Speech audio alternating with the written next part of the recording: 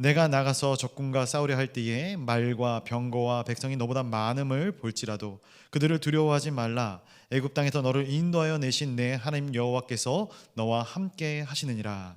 너희가 싸울 곳에 가까이 가면 제사장은 백성에게 나아가서 고하여 그들에게 말하여 이르기를 이스라엘아 들으라. 너희가 오늘 너희 대적과 싸우려고 나왔으니 마음에 겁내지 말며 두려워하지 말며 떨지 말며 그들로 말미암아 놀라지 말라. 너희 하나님 여호와는 너희와 함께 행하시며 너희를 위하여 너희 적군과 싸우시고 구원하실 것이라 할 것이며 책임자들은 백성에게 말하여 이르기를 새 집을 건축하고 낙성식을 행하지 못한 자가 있느냐?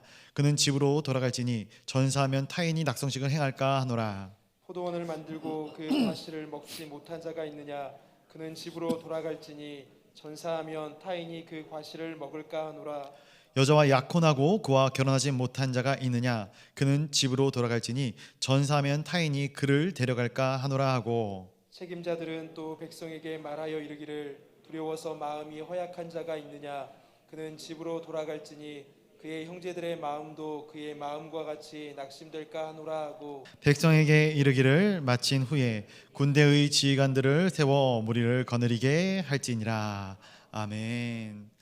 오늘도 살아계셔서 우리 가운데 역사하시는 하나님, 그 하나님만을 바라보는 귀한 시간이 되기를 간절히 소원합니다. 주님께서 일하실 것입니다. 의로운 오른손을 펼치시사 2021년도 우리 가운데 행하셨던 놀라운 은혜로 2022년 한 해도 충만하고 풍성하고 부족함 없이 우리의 삶을 채우시고 이끌어 주실 줄로 믿습니다.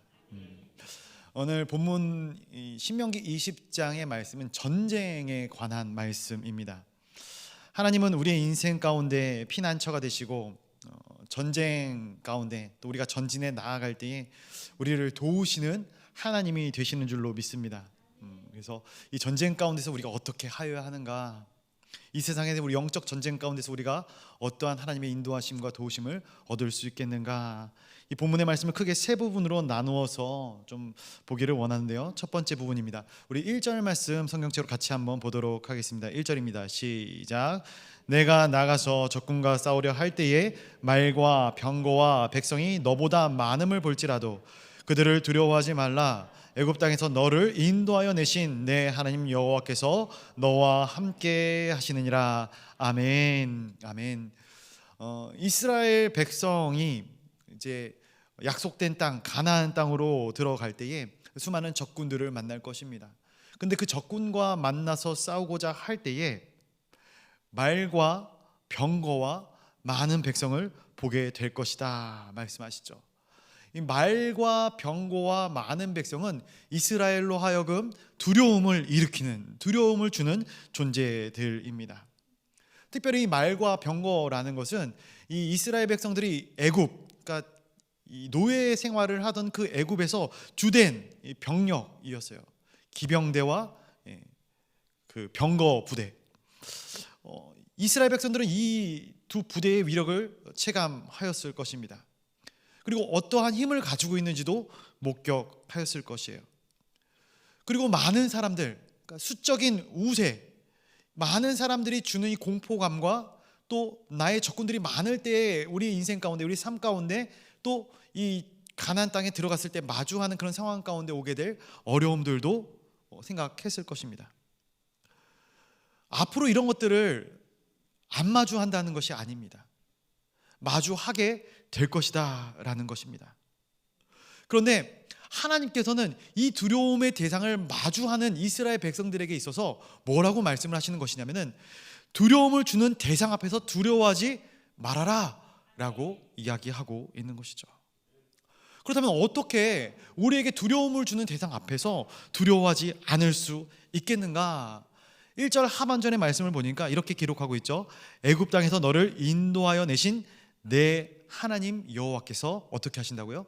너와 함께 하시느니라. 아멘. 지금 이스라엘 백성들이 두려움을 이겨내는 방법에 대해서 하나님께서 말씀을 해주고 계신데 뭐라고 말씀하시냐면은 군대를 잘 정비하기 때문에 너희의 칼이 저들의 칼들보다 더 날카롭기 때문에 두려워할 것이 아니다, 이런 말씀을 하시는 것이 아니라 단순히 하나님께서 함께 하시기 때문에 두려워하지 말아라 말씀하고 있는 것이죠. 디모데후서 1장 7절에 말씀해 주니까 이 두려움에 대해서 이렇게 이야기를 합니다. 하나님이 우리에게 주신 것은 두려워하는 마음이 아니요 오직 능력과 사랑과 절제하는 마음이니. 하나님께서 우리에게는 두려운 마음을 주지 않으셨다라는 거예요.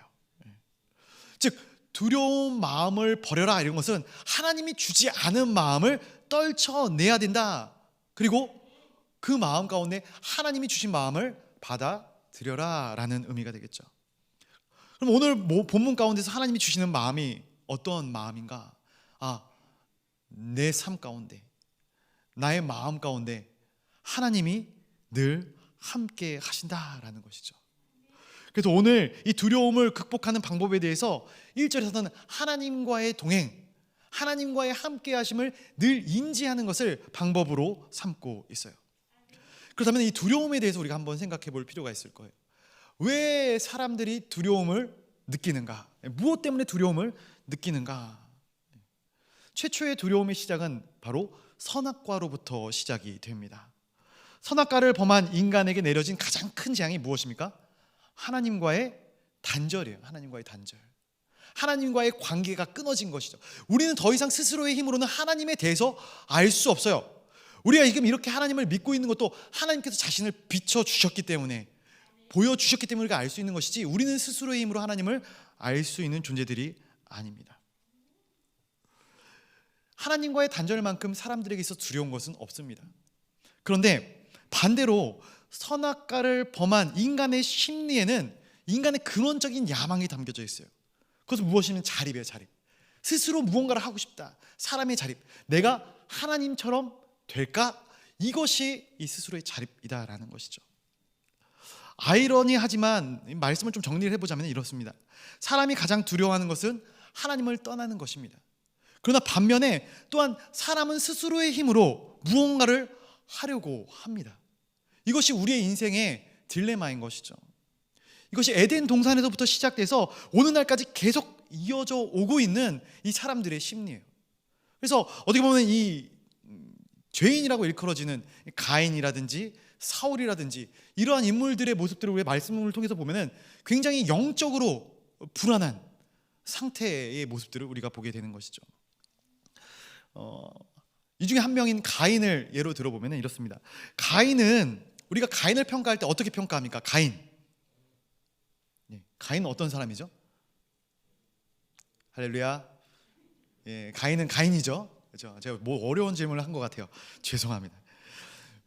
가인이라는 인물에 대해서 이제 질문했을 때 사람들은 대부분 이렇게 얘기를 해요. 인류 최초의 살인자, 버림받은 사람, 인치심을 낙인은 찍힌 그런 사람으로 가인을 인지합니다. 그러나 이 가인은 아담과 하와가 인류 최초로 낳은 아들입니다. 그러니까 하나님은 이 가인에게 많은 은혜를 부어주셨어요. 굉장히 탁월한 사람이에요. 그런데 이 탁월한 인간이 위에서 이야기했던 하나님과의 단절을 선택하였고 인간 스스로의 자립을 선택하였다라는 것이죠. 그리고 그의 인생 가운데는 영원히 풀리지 않는 이 영적인 분리불안 장애가 있게 되는 것이에요. 불안한 거예요. 늘 두려운 거예요. 그래서 이 가인 하면은 우리가 말씀을 보면 알 수 있지만 강력한 도시 문명을 세웁니다. 에녹성을 이 가인이 세우는 거예요. 그렇다면은 인간이 자립을 선택한다. 이것은 무엇을 의미하는 것인가? 바로 선악과를 범하는 것을 의미해요. 날마다 죄로 내 삶을 던지는 것을 의미해요. 내 스스로 선과 악을 판단하고 그 길을 내가 판단해서 걸어가겠다라는 것을 의미하는 거예요. 그런데 이와 동시에 오는 것이 무엇인가? 바로 하나님과의 단절, 하나님의 임재가 떠나버리게 된다라는 것이에요. 그래서 선악의 기준을 하나님께 두고 순종하면서 하나님의 임재 가운데로 살 것인가? 아니면 선악의 기준을 나에게 두고 하나님의 부재 가운데로 가서 내가 살아갈 것인가? 사람은 늘 이 두 가지의 딜레마에 빠지게 되는 것이에요. 이것은 넌 크리스천들만의 문제는 아닐 것 같아요. 그 비기독교인들만의 문제는 아닙니다. 우리가 하나님을 주님이라고 부르고 하나님 당신이 나의 주인이 되고 난 당신의 종이 된다 이렇게 늘 고백합니다. 그런데 정말로 주님이 선악간의 판단을 하시고 나는 순종을 하는가? 라는 질문을 우리 자신들에게 스스로에게 던져봤을 때 하나님 난 정말 그렇게 살아가는 것 같아요. 말씀대로 하나님이 명령하시는 대로 살고 있습니다 라고 자신 있게 이야기할 수 있는 사람이 몇이나 있겠느냐라는 거예요. 많은 사람이 하나님의 뜻대로 살고 싶다라고 기도는 하지만 정작 중요한 순간에 정작 결정적인 판단은 하나님 들어보고, 그렇죠? 들어보고 합하면 내가 하겠고 합하지 않고 말대로 안 되는 명령을 나에게 하시면 나는 그렇게 못하겠습니다. 이러한 선택의 삶을 살아간다라는 것이죠. 하나님이 결정하시면 내가 순종하겠습니다. 그의 길을 걸어가겠습니다. 나의 길인지 아니면 말씀을 들어보고 내가 판단해보고 결정하겠습니다. 라는 길인지. 후자의 경우는 날마다 우리가 선악과를 범하는 것과 마찬가지의 삶을 살아가고 있다 볼 수 있는 것입니다. 인간이 자기 스스로의 힘을 가지고 자립심을 가지고 두려워도 내가 직접 부딪혀보고 도전하면서 뚫고 나가면서 살아가겠다. 굉장히 긍정적으로 보입니다. 상당히 진취적으로 보여요. 그런데 이 안에는 중요한 함정이 있어요. 무엇이냐면은 연약한 인생은 우리 영혼 안에 내재되어져 있는 두려움과 불안함을 극복할 길이 없다라는 사실이에요. 왜냐하면은 이 세상이 누구의 손으로 창조되어졌습니까? 하나님의 손으로 창조되어졌어요. 저 천국도 하나님이 거하시는 곳이에요. 그렇다면은 하나님이 창조하신 이 땅 가운데, 하나님이 만드신 저 천국 가운데 만약에 하나님의 임재하심이 없이 거기서 살고 있다 생각을 해보십시오. 이게 얼마나 두렵고 떨리는 일이겠습니까? 그 가운데 무슨 평안함이 있을 수 있겠습니까? 두려울 수밖에 없는 거예요.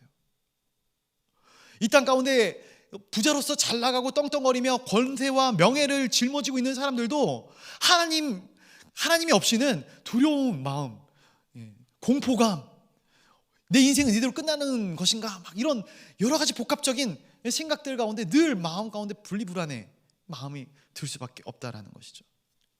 그래서 이러한 상태를, 영적인 상태를 너무나도 잘 아는 사탄은 어떠한 전략을 쓰는가? 우리를 하나님의 임재가 아닌 하나님의 부재 가운데로 끌어들이는 그러한 전략을 사탄이 쓰고 있다라는 거예요. 사실 우리가 잘 알지 않습니까? 하나님은 무소부재하신 분이에요. 편지하시는 하나님이십니다. 지금 이 순간에도 여기 계셔요. 예배당이니까 물론 있겠죠. 이게 아니라 우리가 아무도 모르게 죄를 범하고 있는 그 순간에도 하나님은 우리와 함께 하시는 분이셔요.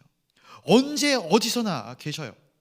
그런데 사탄은 이것을 기억하지 못하게 만드는 거예요. 이것을 인정하지 못하게 만드는 거예요. 그리고 우리에게 자립적인 삶을 요구하면서 하나님과 멀어지게 만드는 거예요. 야, 이 정도는 하나님이 모르실 거야. 이 정도는 괜찮아. 하나님도 다 이해하실 거야. 악마의 속삭임이죠. 예수 그리스도께서 보여주신 삶의 모습이 우리의 모범이 될 수 있습니다. 모범이 됩니다. 하나님의 뜻을 향한 철저한 순종.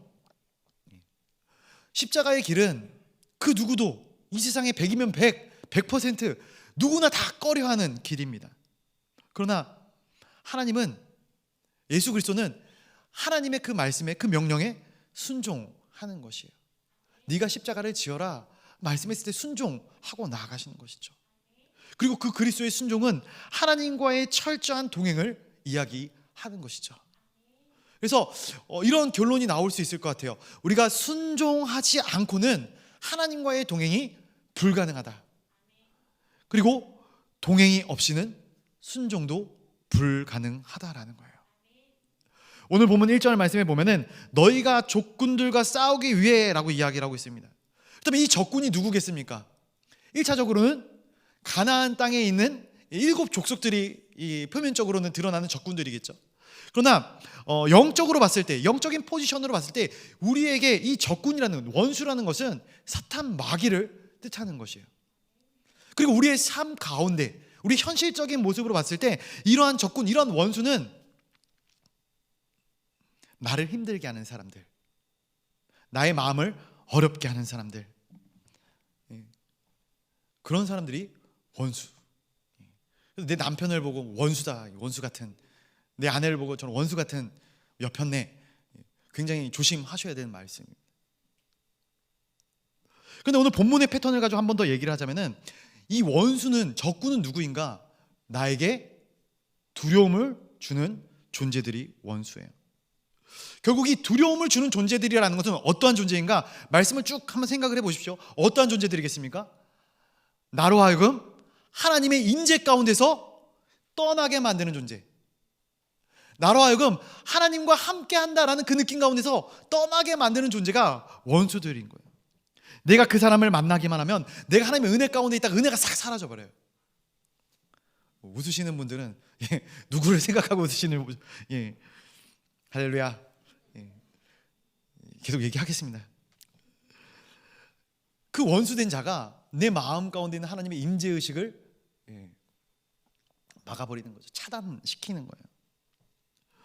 때로는 나에게 세상의 죄의 유혹을 주기 때문에, 이 세상의 죄의 유혹 때문에 하나님과 등을 지기도 하지만, 많은 경우는 어떤 타인과, 사람과의 관계 속에서 스트레스나 분노나 절망이나 두려움, 이런 것들을 느낌으로 말미암아 하나님의 이 임재 의식 가운데, 하나님과 함께하는 이 은혜 가운데에 거하고 있다가 빠져나오게 되는 그러한 경우들을 많이 보게 됩니다. 그것이 바로 나의 원수인 것이죠. 그럴 때 이 원수의 대장된 사탄 마귀는 우리의 마음 가운데 뭐라고 이야기를 하냐면은, 너 혼자 해결하라 말하는 거예요. 네가 알아서 해봐. 계속 미워해도 돼. 계속 두려워해도 돼. 이렇게 이야기를 하고 있는 것이죠. 원수를 맞이해서 그가 나를 하나님의 부재 가운데로 빠뜨리고 있는데, 하나님의 도움 없이 그와 싸우고 있다면, 그러한 상황과 싸우고 있다면, 그러한 사람들과 원수와 싸우고 있다면 백전백패하는 길을 걸어가게 되는 것이죠. 원수는 우리를 하나님으로부터 분리시키는 존재입니다. 반면 우리가 하나님의 임재 가운데 머물면 그 어떠한 사람을 만나도 두려움이 없어요. 미워하는 마음이 없어야 돼요. 혹시 미워하는 사람의 얼굴을 지금 당장 떠올리실 수 있으십니까? 막 100명이 막 떠오르고 막. 근데 우리가 하나님의 임재 가운데 거하게 된다면요, 그 어떤 사람도 우리의 원수가 될 수 없습니다. 그래서 성경 말씀에 원수까지도 사랑해라 라는 말씀이 있죠. 근데 그 말씀은 무엇이겠습니까? 하나님의 임재로 내 안을 가득 채워라 라는 말씀이 되겠죠. 하나님의 임재가 내 삶 가운데 가득하면 우리의 삶 가운데 더 이상의 원수는 없게 되는 것입니다. 왜냐하면 하나님의 관점에서 보면은 모든 피조물들은 다 하나님께 사랑받기에 합당한 존재들인 거예요. 나만 하나님께 사랑받기에 합당한 존재가 아니라 내 옆에 못나고, 내 옆에 어리석고, 내 옆에 부족한 자들도 하나님의 사랑 가운데 창조된 피조물이다라는 사실을 알게 되는 거예요. 그 사람은 하나님께서도 불쌍히 여기시고 긍휼히 여기시는 존재, 나도 하나님께서 불쌍히 여기시고 긍휼히 여기시는 존재라는 사실을 깨닫게 되는 거예요. 그래서 우리의 삶 가운데, 우리의 마음 가운데 하나님의 임재가 충만할 때 어떻게 보면 우리는 현실을 직면하게 되는 것뿐만이 아니라 이 사람에 대한, 이 상황에 대한 명확한 분별력, 인사이트가 생기게 되는 것이죠. 그래서 오늘 본문 말씀을 보면은 이 전쟁은 내가 치르고 있지만 내가 치르는 것이 아니라 하나님께서 이끌어 가시는 전쟁이다라는 것을 이스라엘 백성에게 모세가, 하나님이 말씀을 해주고 있는 거예요. 그 전쟁임을 믿음으로 말미암아 그 전쟁의 상황 속에서, 그 모든 어려운 환경 속에서 우리는 참된 평안함을 고백하게 되는 것이죠. 이 부분에 대해서 시편 23편에 우리가 잘 아는 다윗의 고백이 나오죠. 이렇게 다윗이 고백을 합니다. 내가 사망의 음침한 골짜기로 다닐지라도 해를 두려워하지 않을 것은 주께서 나와 함께 하심이라. 아멘. 여기서도 보면은 하나님, 어두운 골짜기라는 이 환경 때문에 내가 상당히 두렵습니다. 내가 공포감에 빠져 있습니다. 이것은 1차원적인 기도의 제목입니다. 그런데 이러한 상황이라 할지라도 하나님이 나와 함께 하신다면, 하나님이 나와 동행하신다면 나는 두려워하지 않을 것입니다. 내 마음 가운데 모든 두려움이 다 사라질 것입니다. 다윗이 그 고백을 시편 23편에서 하고 있는 것이죠. 우리가 어떤 어려운 사람을 대면해도, 또한 어떤 상황 가운데서 어려운 상황이 우리 가운데 닥치게 될지라도 하나님을 향한 이 영적인 집중력, 하나님의 임재가 흐트러지지 않게 되기를 간절히 소원합니다. 사실 이것을 우리는 매일 훈련하고 있어요. 우리가 이렇게 예배 전에 나오는 것도 이러한 훈련의 일환입니다. 새벽 예배에 나오는 것도 그래요. 매일 말씀을 묵상하는 것도 그렇습니다. 큐티도 그래요. 우리가 왜 예배 시간에 나오고 큐티를 하며 굳이 하나님께 기도하며 나아가고 있습니까? 이 세상이 혼탁하기 때문에, 이 혼탁한 이 세상 가운데 영적인 분별력과 하나님을 향한 나의 집중력을 향상시키기 위해서 하는 것 아니겠습니까? 비둘기처럼 순결하기 위해서. 성경의 요셉을 보면은 13년 동안 노예요 제수로서 삶을 삽니다. 그런데 성경에선 그를 형통했다라고 이야기를 해요. 형통했다. 왜 그렇게 얘기합니까? 하나님이 그와 함께 하셨기 때문입니다. 다윗이 도망쳤을 때, 왕이었을 때 그가 가는 곳마다 승리합니다. 어느 곳에 있든지 그가 승리해요. 왜 그가 승리할 수 있었겠습니까? 하나님이 그와 함께 하셨기 때문에. 이것이 성경의 일관된 맥락이에요.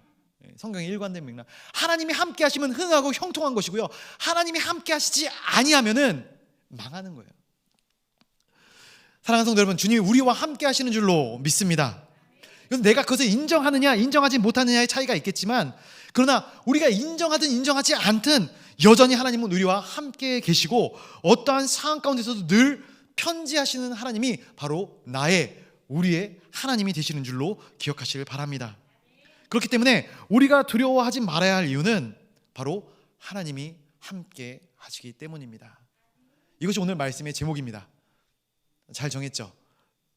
별론가요? 저는 화려한 설교의 제목을 잘 못 정해서. 하나님이 우리와 함께 하시기만 한다면, 하나님이 창조하신 하나님의 영역 있지 않습니까? 이 땅을 비롯한 하나님의 거룩한 나라에서 우리는 주인이 되는 거예요. 하나님의 자녀가 되는 것이고, 하나님의 그 권능의 권세 아래에 있는 자들이 되게 되는 것입니다. 더 이상 두려워할 필요가 없는 것이죠. 이사야서 41장 10절 말씀에도 명확한 이러한 맥락이 나옵니다. 41장 10절 제가 한번 읽어드릴게요. 두려워하지 말라, 내가 너와 함께 함이라. 놀라지 말라, 나는 내 하나님이 됨이라. 내가 너를 굳세게 하리라. 참으로 너를 도와주리라. 참으로 나의 의로운 오른손으로 너를 붙들리라. 아멘. 두려워하지 말아야 할 이유는 내가 너의 하나님이 되기 때문이다. 내가 너와 함께 하기 때문이다. 그렇다면 무엇으로 우리가 이 사실을 알 수 있는가? 오늘 1절 말씀, 애굽 땅에서 너를 인도하여 내신 내 하나님이시기 때문이다. 그래서 구약 성경에서 우리가 하나님의 이 임재, 하나님의 편지, 하나님의 함께 하심을 이야기할 때 단골로 등장하는 것이 바로 이 출애굽이에요. 출애굽. 이 10가지 재앙과 홍해를 가르시고 광야에서 이 40년의 이 세월들을 꾸준히 쉬지 않고 역사하심으로, 임재하심으로 충만하게 역사하시고 인도하셨던 하나님의 임재가 너희와 함께하지 않았느냐? 이것이 구약이고요. 신약은 그럼 무엇이겠습니까? 예수 그리스도의 십자가. 예수 그리스도의 십자가입니다. 로마서 8장 39절, 높음이나 깊음이나 다른 어떤 피조물이라도 우리 주 그리스도 예수 안에 있는 하나님의 사랑에서 끊을 수가 없으리라. 아멘. 아무리 어려운 상황에도, 아무리 어려운 상대 앞에서라도 주님이 나와 함께 하심을 기억하시기를 간절히 소원합니다. 하나님은 이것에 대한 샘플로 이 구약의 출애굽을, 그리고 예수 그리스도의 십자가를 우리에게 보여주셨다라는 거예요. 그것이 다 어디에 들어있습니까? 말씀에 들어있는 말씀. 그래서 우리는 날마다 이 말씀을 묵상해야 하는 것이에요. 이 말씀 안에 우리가 거할 때 우리 안에 있는 모든 두려움들이 다 사라지고 오직 성령의 충만한 임재, 하나님의 임재가 가득할 줄로 믿습니다. 오늘 본문의 두 번째 부분, 2절부터 3절까지의 말씀인데요. 제사장이 선포해야 할 내용이거든요. 한번 2절부터 3절까지의 말씀의 내용을 한번 같이 읽어보도록 하겠습니다. 우리 2절과 3절입니다. 시작.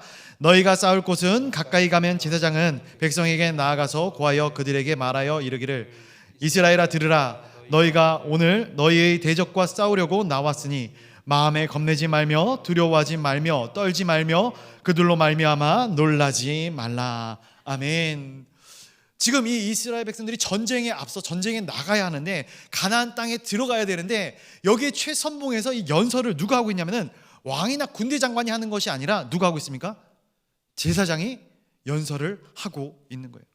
무엇을 연설하고 있는가? 3절 쉐마 이스라엘 들으라 이스라엘아. 예배자로서 우리에게 주시는 말씀은 무엇이냐면은 들으라 이스라엘아 너희 하나님을 사랑하라 라는 거예요. 그리고 군사로서 이 이스라엘 우리에게 주시는 말씀은 무엇이냐면 들으라 이스라엘아 하나님을 여호와를 신뢰하라 라는 것이에요. 하나님을 사랑하고 하나님을 신뢰하라 라는 메시지예요. 그래서 우리가 예배를 드릴 때 우리가 이 자리에 모여서 하나님 아버지 앞에 나아갈 때는 우리는 전심을 다해서 하나님을 사랑하셔야 되는 것이죠. 그리고 삶의 현장 가운데서는 전적으로 하나님을 신뢰하셔야 되는 것입니다. 그런데 원수들과 싸울 때 네 가지를 하지 말라고 반복적으로 이야기를 하고 있어요. 이 네 가지 3절 하반절에 보니까 자 마음 약해지지 말아라, 그리고 두려워하지 말아라, 그리고 공포에 질리지 말아라, 그리고 그들 앞에서 떨지 말아라. 이 원어적인 의미를 가지고 제가 얘기를 해보면 처음엔 소심하지 말아라는 거예요. 소심하지 말아라, 약한 마음 갖지 말아라. 두 번째는 두려움 갖지 말아라, 똑같고요. 세 번째는 경거망동하지 말라라는 거예요. 원수 앞에서 경거망동하지 말아라. 그리고 네 번째는 공포감을 떨쳐버려라라는 거예요. 다시 한번 제가 디모데후서 1장 7절 말씀을 읽어드릴게요. 하나님이 우리에게 주신 것은 두려워하는 마음이 아니요 오직 능력과 사랑과 절제하는 마음이니. 아멘. 사람이 일에 대한 두려움을 가지면 어떻게 합니까? 그 일을 마주합니까? 깨어나십시오. 그 일을 피하게 되는 것이죠. 피곤하시면 좀 주무셔도 됩니다. 두려운 마음이 있을 때는 피해가는 게 상책이에요. 피해가는 게 상책입니다. 그렇게 많이 생각해요. 그런데 말씀에서는 피해가라 이야기하잖아요. 두려워하지 말아라. 이것은 어떤 두려운 일이 있을 때 그 두려운 일을 직면할 수 있어야 된다라는 거예요. 직면할 수 있어야 된다. 어떤 일이 두려울 때는 그 일을 해결하기 위해서 내가 작은 노력이라도 작은 열심이라도 행하여서 어떻게 해서든 그것을 뚫고 나가야 할 길을 열어야 하는 것이죠. 그리고 그 베이스 기본에는 주님의 능력을 힘입는 것이 깔려 있어야 되는 것입니다. 주님의 능력을 힘입고 나의 능력 또한 키워 나가야 되는 거예요. 믿는 사람들은 이것이 두 개가 같이 들어와야 돼요. 그러니까 하나님을 믿는다고 하는데 아무런 열심과 노력을 하지 않는다. 이것은 분명히 잘못된 것이죠. 사람과의 관계에서도 두려움이 있다.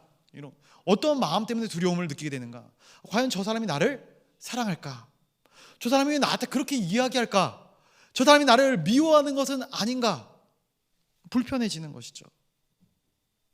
그런데 이 두려운 마음을 떨치려면 어떻게 해야 됩니까? 계속 이 불편한 마음을 가지고 있으면 두려운 마음이 떨쳐집니까? 우리는 상상을 하게 돼요. 그렇죠? 하지도 않은 것들을 막 상상해요. 저 사람이 나한테 왜 저랬지? 억하심정이 있나? 나 잘해줬던 것 같은데. 상상의 상상을 부풀려서 이 없던 일도 현실처럼 만들어내는 그 두려움의 능력인 거. 사탄의 이 표방이죠.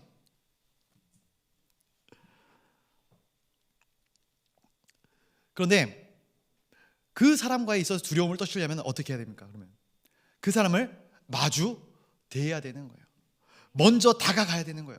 먼저 사랑해야 되는 거예요. 그리고 먼저 표현을 하는 거예요. 나는 네가 좋아.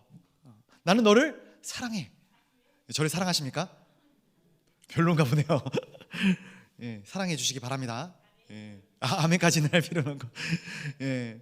무엇보다 계속되는 두려움 가운데 내 인생 가운데 여러 가지 어려움이 닥칠 때 우리는 그 두려움 가운데서 가장 처음 하나님 아버지 앞에 엎드릴 줄 알아야 돼요. 근데 하나님께 엎드린다는 것은 무엇이냐면 하나님께로 피한다라는 의미도 있지만 하나님께서 나를 컨트롤해 주셔야 된다라는 것을 구하는 거예요. 모든 상황 가운데서도 하나님이 나에게 주시는 마음과 뜻들, 지혜, 그리고 나의 어떤 상황들을 하나님이 열어주시기를 선택하는 것입니다. 하나님의 일하심을 인정하고 나 자신을 맡기는 이 절제의 길을 가야 하는 거예요. 우리가 보면은 처음부터 사탄 마귀한테 사로잡히는 사람들은 많이 없어요.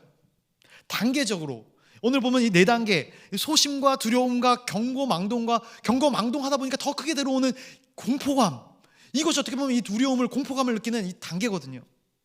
이러한 일들로 인해 우리 사탄에게 스스로 물들어가는 그러한 모습을 봅니다. 죄라는 것이 그렇지 않습니까? 죄라는 것이 그래요. 죄는 절대로 약해지지 않습니다, 성도 여러분. 죄는 반복되면 반복될수록 강해지는 성격을 가지고 있어요. 그리고 확장되어집니다.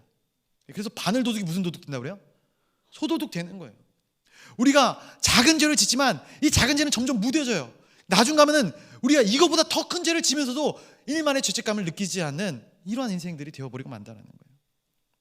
하나님이 우리와 함께 하시지 않는다면, 하나님의 임재가 우리 가운데 있지 않는다면 그렇게 되는 거예요.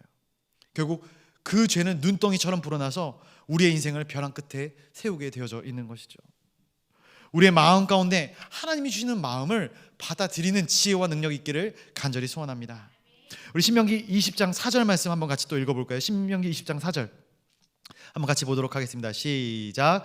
너희 하나님 여호와는 너희와 함께 행하시며 너희를 위하여 너희 적군과 싸우시고 구원하실 것이라 할 것이며 아멘.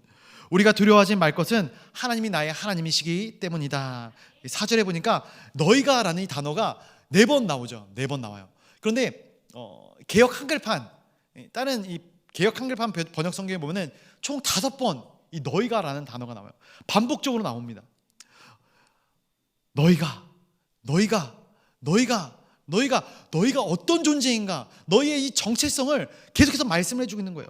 봐, 하나님은 바로 너희의 하나님이다. 너희와 함께하고 너를 위하여 적국과 싸우시고 너를 구원하실 하나님이시다 라는 말씀을 반복적으로 해주시고 계신 것이죠. 시편 17편 8절 하나님은 나를 눈동자와 같이 살펴주시는 하나님이시니이다.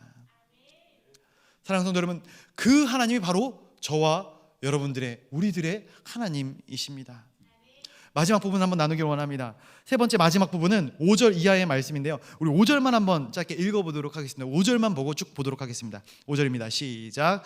책임자들은 백성에게 말하여 이르기를 새 집을 건축하고 낙성식을 행하지 못한 자가 있느냐? 그는 집으로 돌아갈지니 전사하면 타인이 낙성식을 행할까 하노라. 아멘. 아멘. 이 말씀은 장교들에게 선포하라라는 그런 말씀이에요. 모세가 어떤 대원칙을 얘기했고요, 그리고 2절부터 4절까지 제사장들에게 선포해야 될 말씀을 얘기해 주셔요. 그리고 오늘 이 5절 이하에 보면은 9절까지 8절까지 보면은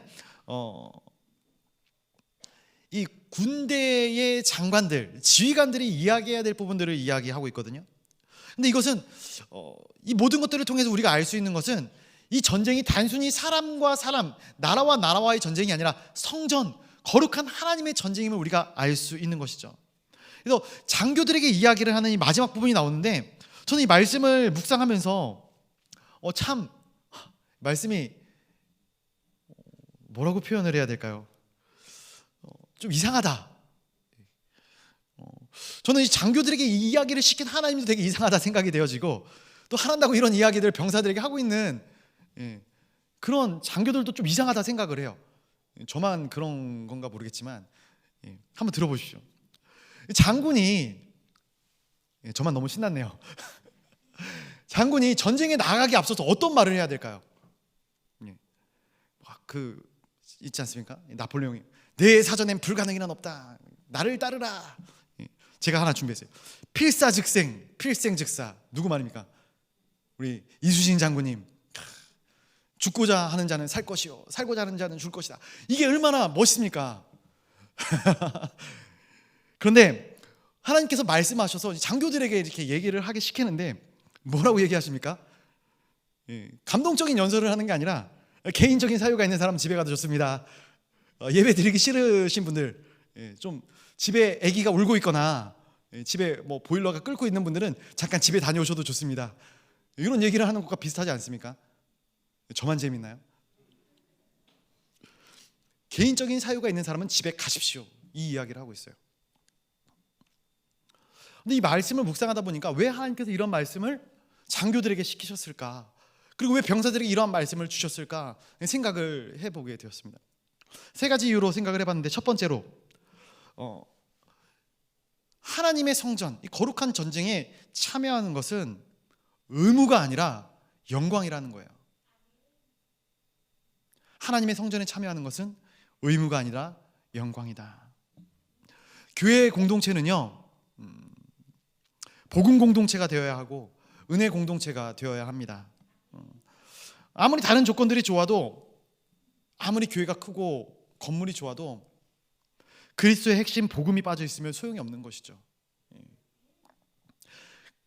반대로 이야기하면은 교회는 복음 하나만으로 충분한 공동체이다라는 거예요. 그렇게 이러한 복음의 능력이 나타나는 공동체는 어떤 사역이나 어떤 프로젝트나 이것이 주를 이루는 것이 아니라 그리스도의 복음 자체가 주가 되어져야 되는 것이죠. 복음의 순기능은 초대교회를 보면 우리가 알 수 있어요. 초대교회처럼 복음 자체만으로 능력과 역사가 나타나는 거예요. 그 복음을 통하여 사람들이 모여들고 모여들 때 그 모여든 사람들이 하나님의 일의 필요성을 느끼게 되는 거예요. 아, 구제가 필요하구나, 봉사와 헌신과 섬김이 필요하구나, 그것을 깨달아 아는 거예요. 그리고 그것에 힘쓰는 자원하는 심령들이, 헌신하는 심령들이 나타나게 되어지는 것이에요. 마땅히 감당하게 되는 것이죠. 또 그 가운데 다시 복음의 능력이 나타나는 거예요. 이것이 복음의 순기능이에요. 근데 오늘 많은 교회들이 이 복음의 순기능을 잃어버려요. 사역하다 지쳐요. 지치면 떨어집니다. 떨어졌는데 다시 모아요. 주여, 어찌해야 할까요? 지금 우리가 하나님의 부르심을, 하나님의 일에 대한 부르심을 받을 때, 이거 하나님 내가 좀 도와드려야 되나? 하나님도 이거 내가 좀 하면 좋아하실 것 같은데 좀 내가 섬겨야 되나? 혹시 이렇게 생각하고 하나님의 일을 감당하시는 분이 계실까요? 하나님의 일은 제가 아니어도요, 우리가 아니어도 할 사람들이 많이 있습니다. 그러나 그 일을 감당하는 것 자체가 큰 영광이고 큰 은혜가 되는 줄로 믿으시기를 간절히 소원합니다. 아까 전에 잠깐 얘기했지만 예수님께서 요한복음 17장 이 대제사장의 기도문이라고 하는 기도문을 예수님께서 기도하시는데, 예수님께서 십자가의 길을 가시는데 이 십자가의 길이 고난의 길임을 예수님은 다 알고 계셔요. 오직하면 인간의 몸을 입고 오신 이 예수 그리스도께서 이 잔을 내게서 돌려달라고 하나님이심에도 불구하고 그런 고백을 하셨겠습니까? 그러나 그 길을 통해서 하나님을 영화롭게 하는, 그리고 하나님의 아들을 영화롭게 하는 하나님의 놀라운 능력과 은혜를 기대하고 소망하기에 그 길을 마땅히 감사함으로, 즐거움으로 감당하게 되는 것이에요. 여러분, 하나님이 그 고백을 기쁘게 받아주시는 줄로 믿으시길 바랍니다. 하나님의 일은 억지로 하는 것이 아닙니다. 두 번째, 왜 그러한 이야기를 잠깐들 했을까? 두려움은 누룩처럼 번져가고 사명감은 반석처럼 견고한 것이기 때문에 그렇습니다. 왜 개인적인 사정이 있는 사람을 집으로 돌려보냈는가? 8절에 그 해답이 나와 있어요. 8절 제가 한번 읽어드릴게요. 형제들마저 낙담시키게 되면 안 되기 때문에. 제가 8절 한번 읽어드리겠습니다. 책임자들은 또 백성들에게 말하여 이르기를, 두려워서 마음이 허약한 자가 있느냐? 그는 집으로 돌아갈지니 그의 형제들의 마음도 그의 마음과 같이 낙심될까 하노라 하고. 아멘. 그의 형제들의 마음도 그와 같이 낙심될까 하여 돌아가라 했다는 거예요. 두려움은 누룩 같고 두려움은 전염병 같은 것입니다. 하나님이 함께 하신다는 믿음이 있다면 골리앗 앞에서도 설 수 있는 거예요. 그러나 두려움에 사로잡히면 아무것도 못할 뿐만 아니라 내 옆에 있는 사람들까지도 두려움에 빠지게 만드는 것이 두려움의 특징이다라는 거예요. 우리가 하나님의 일을 감당할 때에 처음에는 사명감으로 감당하다가 나중에는 일로 전역해버리는 경우들을 많이 보게 됩니다. 그래서 사역을 감당할 때 약간 이 두 가지가 있는 것 같아요. 이 사명감, 일을 사명감으로 승화시킬 것인가, 아니면은 이 사명감을 일로 축소시킬 것인가. 이것이 늘 우리의 이 사명, 사역 가운데 이 딜레마인 것 같습니다. 세상의 일을 우리가 감당할 때 우리의 실력을 키우고 우리의 능력을 키우면은 그 일에 대한 두려움이 사라져요. 내가 이 일을 열심히 한우 부를 파면은 거기에 대한 전문가가 되고 프로가 된다라는 말이죠.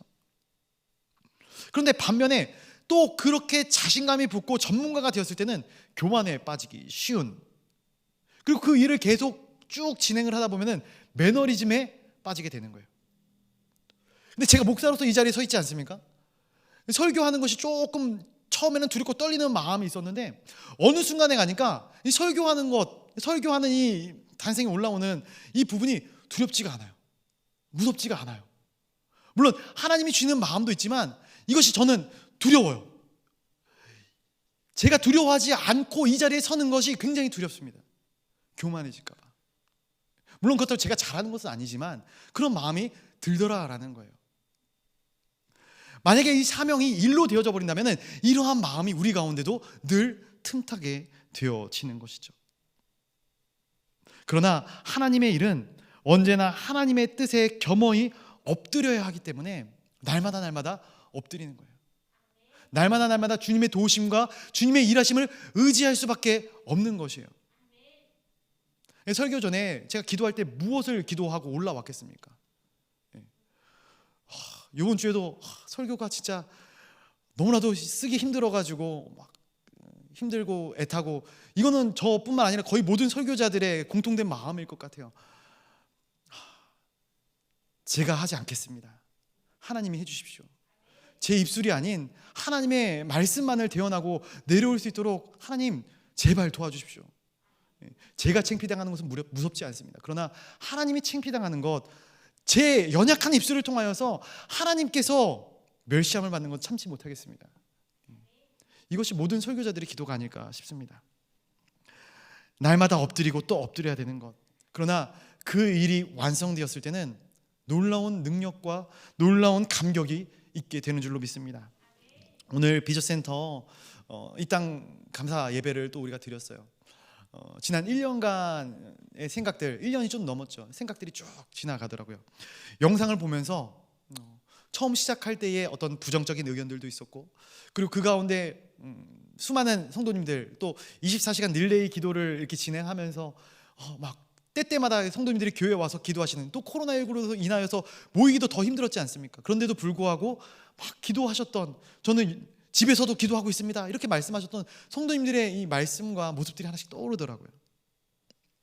이 일이 완성되었을 때 마음 가운데 느껴지는 감격이 있지 않겠습니까? 우리가 2월 6일 비전센터에서 첫 예배를 하나님께 올려드렸을 때에 다른 감격들이 우리 마음 가운데 있는 것 아니겠습니까?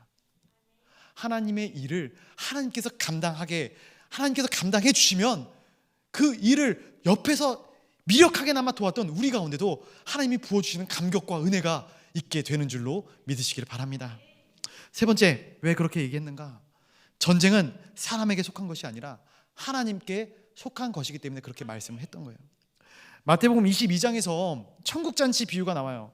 이것도 오늘 이 본문 말씀과 굉장히 비슷하지 않습니까? 사람들에게 잔치에 와달라 초대를 하는데 사람들이 가지각색의 이유로 거절을 합니다. 나는 밭을 사서 안 된다, 나는 소를 사서 안 된다, 나는 결혼을 해서 안 된다. 오늘 본문에도 마찬가지입니다. 전쟁을 나가야 하는데 새 집을 사서 안 된다, 포도원을 세워서 안 된다, 결혼을 해서 안 된다. 그런데 장교들이 그러한 이유로 사람들을 돌려보내는 거예요. 너는 전쟁에 참여하지 않아도 돼, 가서 네 일해, 돌려보내는 거예요. 이 이야기를 장교들이 하고 있어요. 장교들이 군대를 이끌고 나갈 이 군대 대장들이 하고 있다는 거예요. 이것은 사병들에게 하는 이야기이기도 하지만 장관들, 군대의 장교들, 대장된 자들 본인들에게 들으라 하는 이야기이기도 합니다. 스스로의 신앙을 고백하라라는 거예요. 모든 것을 다 내려놓고 전쟁에 참여할 힘과 능력과 지혜를 하나님으로부터 얻어가라라는 거예요. 여러분, 하나님의 일은 사람의 숫자로 하는 것이 아니죠. 막대한 재물로 하는 것도 아닙니다. 그래서 교회 사역에 있어서 어떠한 재정적인 부분도 물론 중요할 것이고 인력도 중요할 것이다 생각을 합니다. 그런데 그것이 전부가 아니에요. 하나님의 일은 하나님께 감동받은 사람들이 하는 것입니다. 기드온의 300용사처럼, 다윗의 600용사처럼 하나님께서 정말 미력한 우리이지만, 연약한 자이지만 그 사람에게 하나님의 일을 감당할 수 있는 힘과 능력을 더하시기만 한다면 그 사람을 통해서 일하시는 거예요. 그래서 통계도 보면은 요나단이라는 인물이 말도 안 되는 상황 가운데서 적진으로 들어가려고 할 때에 이런 고백을 해요. 하나님이 나와 함께 하신다면 능히 전쟁에서 승리할 것이다. 이미 패색이 깊은 전쟁에서 내가 승리할 수 있다. 승리할 것이다. 하나님께서 승리케 하실 것이다. 그런데 이 믿음의 고백을 들은 이 병거 든 자, 이 요나단의 병기를 든 자가 이렇게 고백을 하죠. 내가 당신을 따르겠습니다. 이 전쟁을 이 두 명이 들어가서 판도를 바꿔놓는 거예요. 두 명입니다. 두 명. 패색이 깊은 전쟁 가운데 딱 두 명의 인물이 이 전쟁의 전태를 완전히 바꿔놓게 되는 거예요. 사랑하는 성도 여러분, 하나님이 함께 하시는 자들, 사랑하는 우리 사랑하는 성도님들을 통해서 이러한 놀라운 하나님의 능력과 은혜의 역사가 나타나기를 이 시간 간절히 소원합니다. 말씀을 정리하면서 맺고자 합니다. 하나님께서 우리와 함께 하신다면 이보다 더 큰 힘이 어디 있겠습니까? 하나님이 우리와 함께 하신다면 이보다 더 큰 위로가 어디 있겠습니까? 여러분, 우리의 삶 가운데 하나님이 주시는 사명을 감당할 때 그러한 놀라운 역사가 나타날 것입니다. 하나님께 날마다 엎드릴 때 하나님께서는 결단코 엎드린 자들의 기도와 그 음성을 외면하지 않으시고, 외면하지 못하시는 하나님이신 줄로 기억하시길 바랍니다. 우리를 통해 하나님의 놀라운 역사가 2022년 한 해 또한 우리의 평생 가운데 쓰여져 나가기를 간절히 소원합니다. 기도하겠습니다. 사랑해 주 하나님 아버지, 감사를 드립니다. 오직 우리와 함께 하심으로 말미암아 모든 연약한 자들에게, 또한 우리들에게 하나님의 살아계심과 하나님의 역사를 나타내시고, 또한 우리를 통하여 하나님의 거룩한 일들을 행하여 나아가시는 하나님의 모습을 봅니다. 두려워하지 않게 하여 주시옵소서. 경거망동하지 않게 하여 주시옵소서. 이 땅 가운데 공포감에 사로잡혀 아무것도 못하는 인생이 아니라 나에게 능력을 주시는 하나님의 능력과 그 힘을 받아 하나님 세상을 정복하며 승리하며 나아가는 하나님의 거룩한 권속들이 다 되어지게 하여 주시옵소서. 예수 그리스도의 이름으로 기도드리옵나이다. 아멘.